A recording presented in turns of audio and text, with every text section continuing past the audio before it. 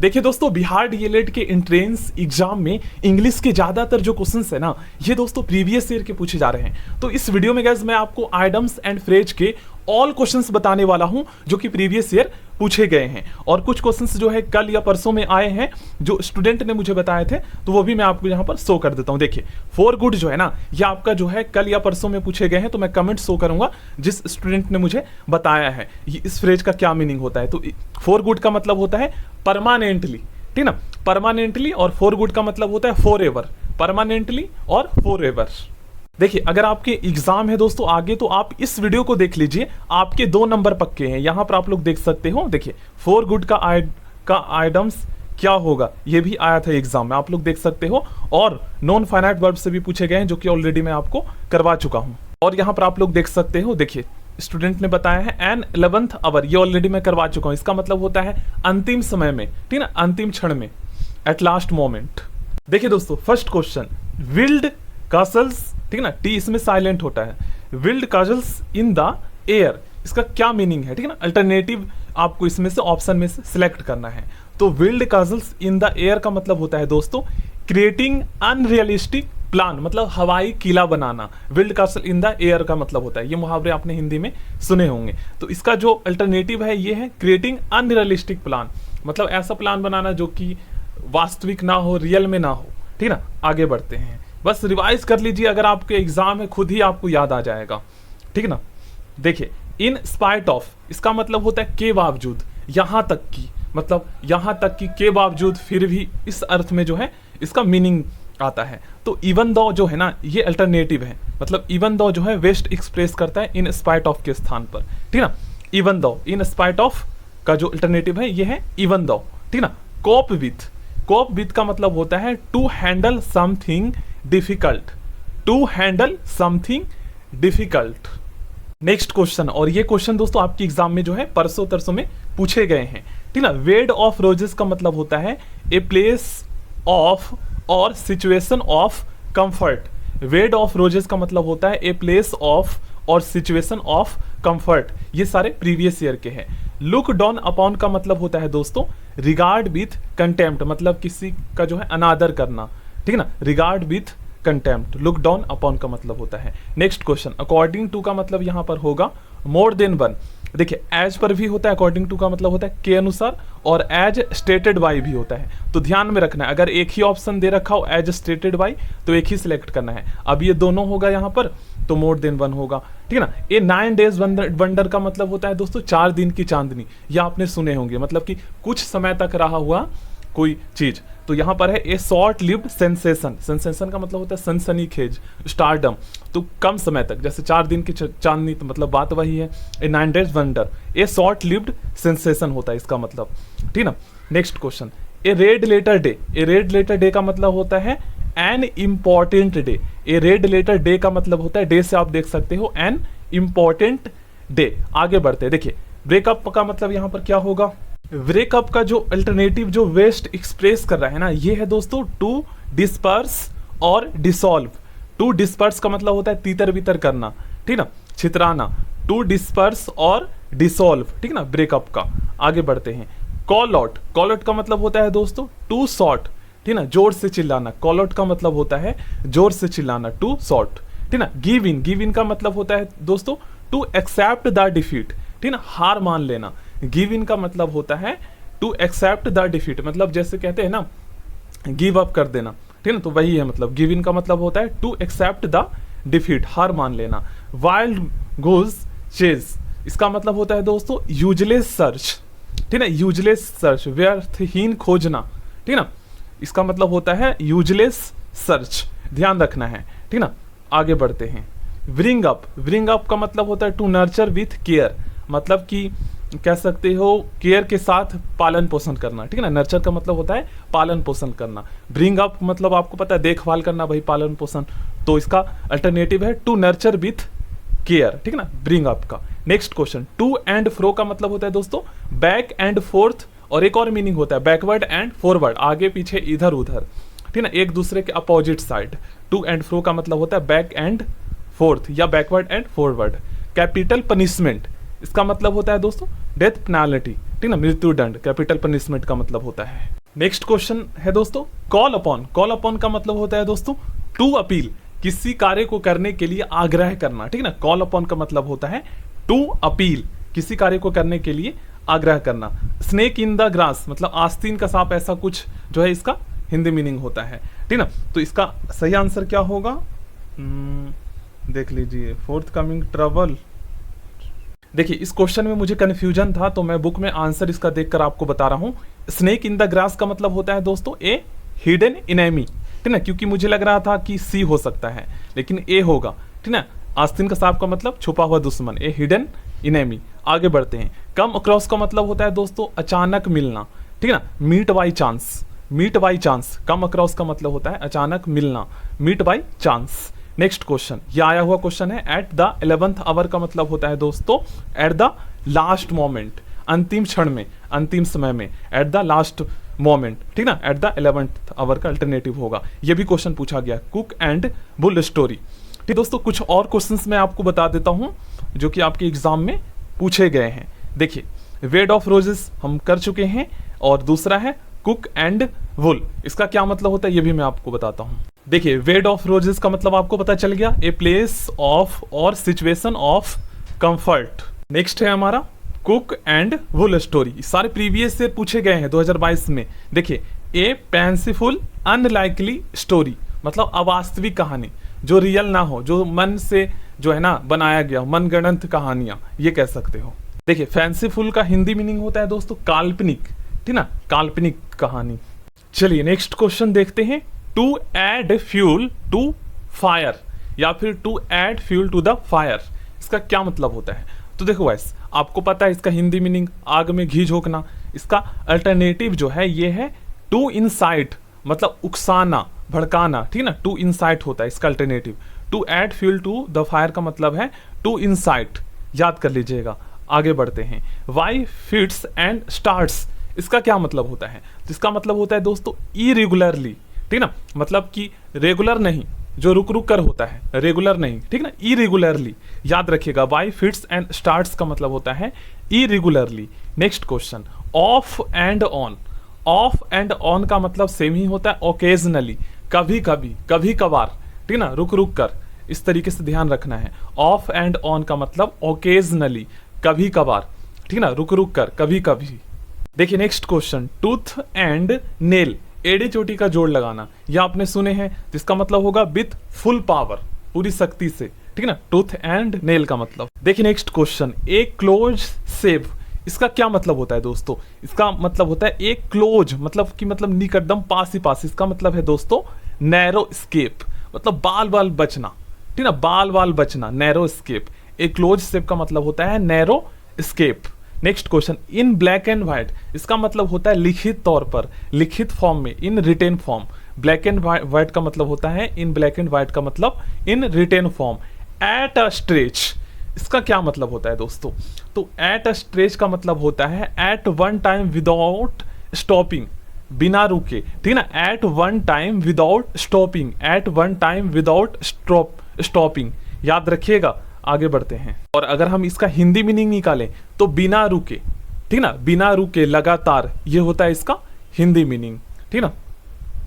देखिए next question, lend an ear, इसका मतलब यह है कि कान उधार देना। तो कहीं ना कहीं इसका अर्थ ये हो रहा है कि रिक्वेस्ट टू लिसन अटेंटिवली, मतलब जो है ना किसी को ध्यानपूर्वक सुनने के लिए जो है ना आग्रह करना, ठीक ना, बोलते हैं ना यार कान उधार ले, मतलब इसका मतलब ये है कि ध्यानपूर्वक सुनो, ठीक ना। आई होप आप लोग समझे होंगे। तो इस तरीके से आप मीनिंग जो है ना एक दूसरे से कनेक्ट करके आंसर निकाल सकते हो। रिक्वेस्ट टू लिसन अटेंटिवली, ठीक ना, कान उधार देना का मतलब है। अंडर द वेदर, इसका मतलब पता है क्या होता है दोस्तों? फीलिंग स्लाइटली इल, है ना, हल्का हल्का जो है बीमार महसूस करना, feeling slightly ill, under the weather का मतलब होता है। आगे बढ़ते हैं। रन इनटू और कम अक्रॉस, रन इनटू और कम अक्रॉस का मतलब होता है मीट एक्सीडेंटली, अचानक मिलना, संयोग बस मिलना, ध्यान रखिएगा। फॉर गुड का मतलब होता है permanently, for ever. For good का मतलब होता है परमानेंटली, फॉर एवर, हमेशा के लिए, ठीक ना। Next question, raining cats and dog, इसका मतलब होता है दोस्तों बहुत ज्यादा बारिश होना, ठीक ना, raining very hard, raining cats and dog का मतलब होता है raining very hard. Next question, akin to का मतलब होता है दोस्तों सिमिलियर टू समथिंग, मतलब किसी के समान, ठीक ना, किसी के समान, similar to something. Akin to का मतलब होता है similar to something. Carry out काफी इंपॉर्टेंट है। देखो कैरी आउट का मतलब होता है दोस्तों, देखिएगा कैरी आउट का मतलब होता है पुट समथिंग इनटू एक्शन, किसी चीज को कार्यान्वित करना। एक्शन का मतलब यहाँ पर कार्य से संबंध है, ठीक ना, तो पुट समथिंग इनटू एक्शन होता है कैरी आउट का मतलब, ध्यान रखिएगा। वाई डिडंट ऑफ का मतलब होता है दोस्तों बाई मीन ऑफ, ठीक ना, वाई डिडंट ऑफ का मतलब होता है बाई मीन ऑफ। अगर हम इसका हिंदी मीनिंग देखें तो इसका होगा की मदद से, के जरिए, के सहारे, ठीक है ना, वाई डिडंट ऑफ का, ठीक है ना, वाई मीन ऑफ। देखिए दोस्तों ब्रेक ऑफ और ब्रेक अप इन दोनों में अंतर है। ब्रेक ऑफ का मतलब होता है टू एंड और डिसकंटिन्यू, टू एंड और डिसकंटिन्यू ब्रेक ऑफ का मतलब होता है। और ब्रेक अप का मतलब होता है दोस्तों टू डिस्पर्स और टू डिसॉल्व, ठीक ना, ब्रेकअप का मतलब होता है टू डिस्पर्स और टू डिसॉल्व, ठीक ना। और ब्रेक ऑफ का मतलब यहां पर देख सकते हो टू एंड और डिसकंटिन्यू। जो भी मैं बता रहा हूं दोस्तों इससे आप 100% जो है ना रियल मानिएगा, क्योंकि मैं सभी का आंसर बुक से ही देखकर बता रहा हूं, ठीक ना। प्रीवियस ईयर का सॉल्व वाला मेरे पास बुक है यूनिक पब्लिकेशन की। कॉल फोर्थ इसका मतलब होता है टू समन इनटू एक्शन, मतलब कि हरकत में आना, ठीक ना, एक्शन में आना, इसका मतलब होता है to summon into action, call forth का मतलब होता है। देखिएगा next question, turn a deaf ear, इसका मतलब है दोस्तों किसी बात को अनसुनी करना, ठीक ना, टू रिफ्यूज टू लिसन या टू बी इनडिफरेंट, ठीक ना, किसी बात को अनसुनी करना। रिफ्यूज का मतलब आपको पता है मना होता है। देखो गाइस इस सेंटेंस में आपको नॉन फाइनाइट वर्ब बताना है, तो पहले तो मैं आपको ये बता देता हूं कि वर्ब कितने प्रकार के होते हैं। देखो गाइस वर्ब जो है ना ये दो प्रकार के होते हैं, एक होता है हमारा फाइनाइट वर्ब, ठीक ना, और दूसरा होता है हमारा नॉन फाइनाइट वर्ब। दो क्वेश्चन आते हैं, ठीक ना, दूसरा होता है हमारा नॉन फाइनाइट वर्ब।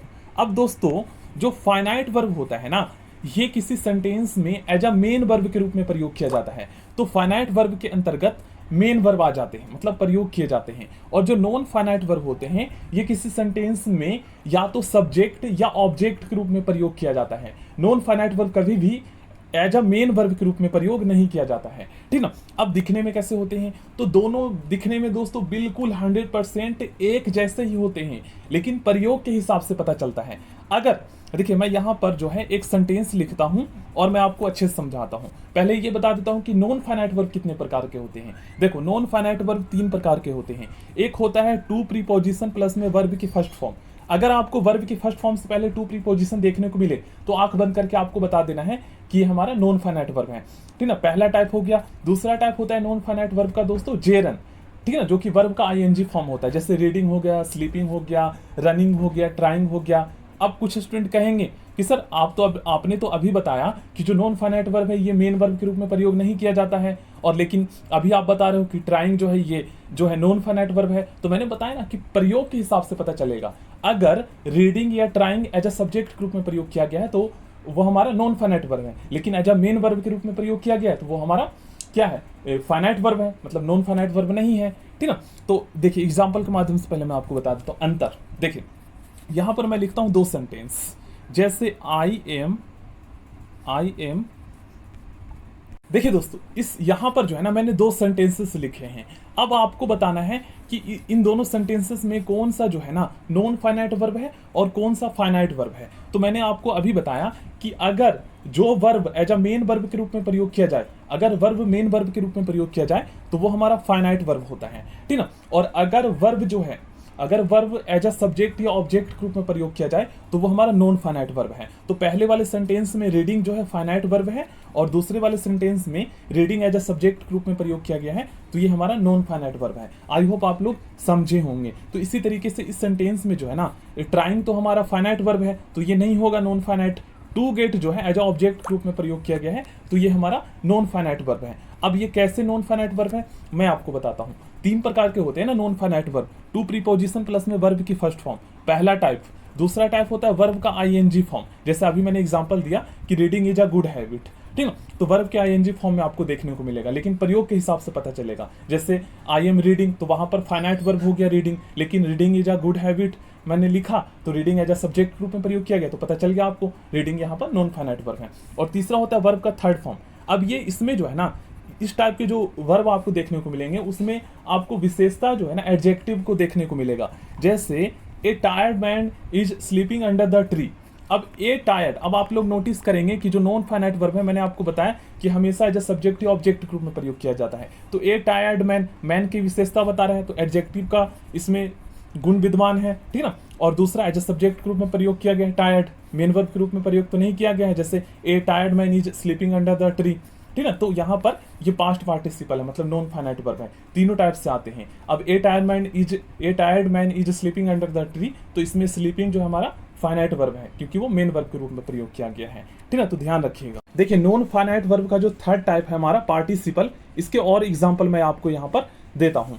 जैसे आप लोग देखेंगे तो यहाँ पर एक चीज नोटिस करेंगे, ए टायर्ड, ठीक ना। जैसे इस वाले सेंटेंस को देखिए, the work has tired him, तो यहाँ पर tired as a main verb के रूप में प्रयोग किया गया है, तो ये तो फाइनाइट वर्ब है, नॉन फाइनाइट वर्ब नहीं है, लेकिन वहीं पर एज अ सब्जेक्ट के रूप में ए टायर्ड यूज किया गया है, तो टायर्ड यहाँ पर हमारा जो है ये नॉन फाइनाइट वर्ब मतलब पार्टिसिपल वाला। अगर आपको हैविंग भी देखने को मिले, ठीक है, तो हैविंग भी जो है हमारा नॉन फाइनाइट वर्ब है, मतलब पार्टिसिपल के अंतर्गत आ जाता है। तो ध्यान में रखिएगा, हैविंग देखने को मिलेगा तो आपको बता देना है कि हैविंग जो है हमारा ये कौन सा है, नॉन फाइनाइट वर्ब है। चलिए अब हम नेक्स्ट क्वेश्चन करते हैं। इस सेंटेंस में आपको बताना है दोस्तों कौन सा वर्ब नॉन फाइनाइट वर्ब है। तो आपको पता चल गया दोस्तों, नॉन फाइनाइट वर्ब या तो सब्जेक्ट या ऑब्जेक्ट के रूप में प्रयोग किया जाता है, और ये तीन प्रकार के होते हैं। एक होता है टू प्लस में वर्ब की फर्स्ट फॉर्म, तो यहाँ पर आप लोग देख ही सकते हो एज ऑब्जेक्ट के रूप में भी प्रयोग किया गया है और टू प्रीपोजिशन लगा हुआ है, ठीक है। ये पहला टाइप है, बाकी दूसरा तीसरा आपको पता है। इस सेंटेंस में आपको बताना है कौन सा हेल्पिंग वर्ब यूज होगा, प्रेजेंट का यूज होगा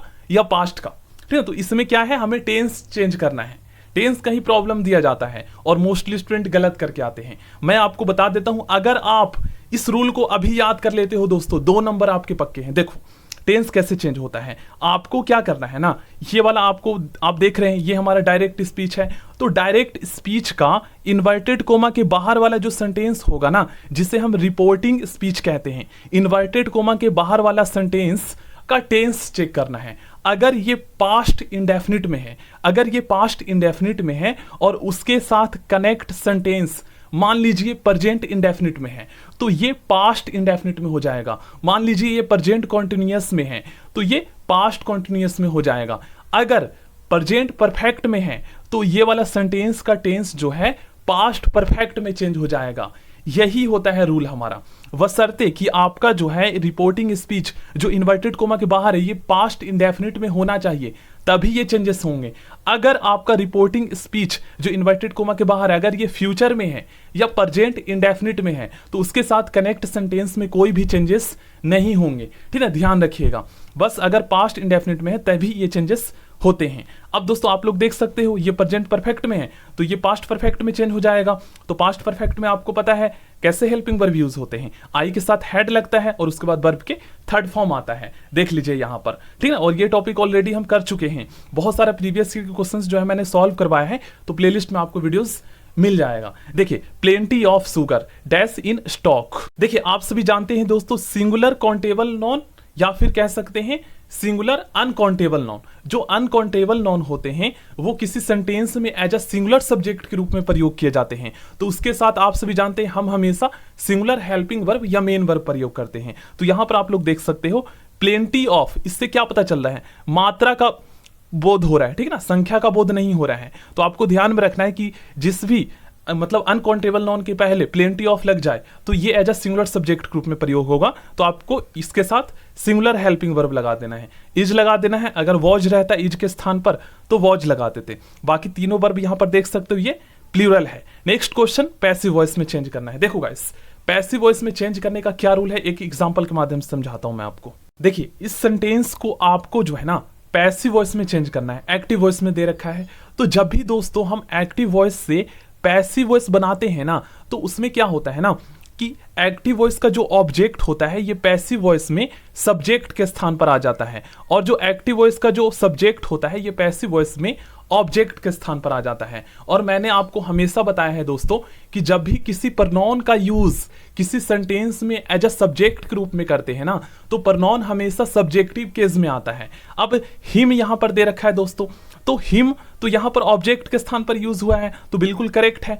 अब हमें इसको सब्जेक्ट के स्थान पर यूज करना है, तो हिम करेंगे तो गलत हो जाएगा, क्योंकि हिम ऑब्जेक्टिव केस का प्रनॉन है, तो इसे हमें सब्जेक्टिव केस में चेंज करना होगा। तो हिम का ही हो जाएगा, ठीक है। याद रखना है, ही का ऑब्जेक्टिव केस हिम होता है, सी का हर होता है, वी का अस होता है, दे का देम होता है, ठीक ना। और उसका उल्टा कर दीजिए, देम का सब्जेक्टिव केस दे होता है, इस तरीके से। तो सब्जेक्ट के स्थान पर सब्जेक्टिव केस का प्रनॉन यूज होता है।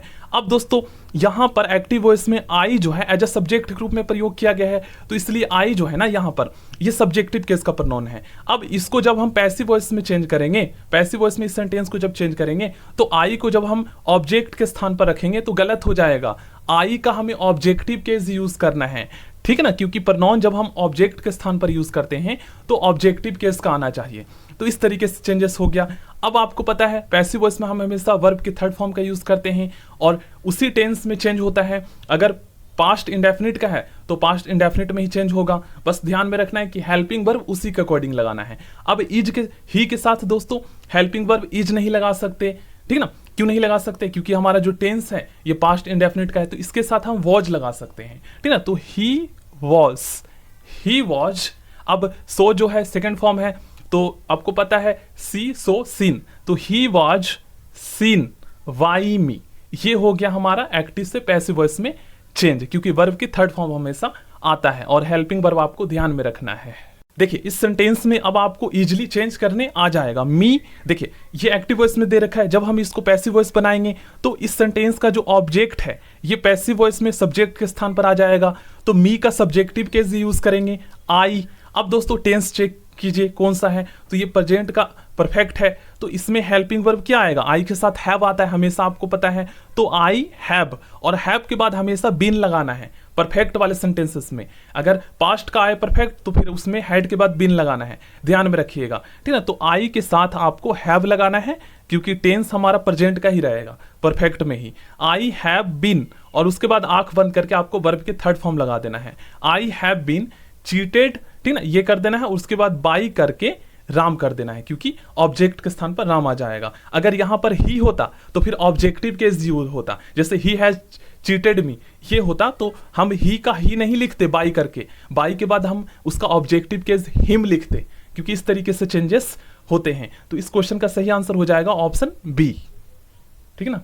Next question, what is the purpose of the hyphen in a sentence. देखिए इसे हिंदी में हम योजक चिन्ह कहते हैं। ये दो शब्दों को जोड़ने के लिए होता है यूज, ठीक है, ये आपको पता है। आगे बढ़, देखिए अगर आप दोस्तों इंग्लिश के प्रीवियस ईयर के क्वेश्चंस करना चाहते हैं तो आप लोग चैनल के प्लेलिस्ट को चेक कर लीजिएगा। यहाँ पर जो है ना मैंने बहुत सारे क्वेश्चंस जो है वो प्रीवियस ईयर के करवाए हैं, तो आपको जो है पिछले साल का क्वेश्चन पेपर भी मिल जाएगा, उससे भी मैंने सॉल्व करवाए हैं। और टॉपिक वाइज जो है ना आपके सिलेबस में जो टॉपिक दे रखा है उन्हें भी मैंने करवाया है। तो अगर आप 20 में से 20 नंबर लाना चाहते हो तो इंग्लिश के जो है ना आप लोग इन सभी क्लासेस को देख सकते हो। टॉपिक वाइज यहाँ पर करवाया है, और आपको प्रीवियस ईयर के क्वेश्चंस भी मिल जाएंगे। यहाँ पर देख लीजिए, यहाँ पर अभी जो है 2-3 दिन 4 दिन पहले मैंने करवाए हैं, ठीक ना।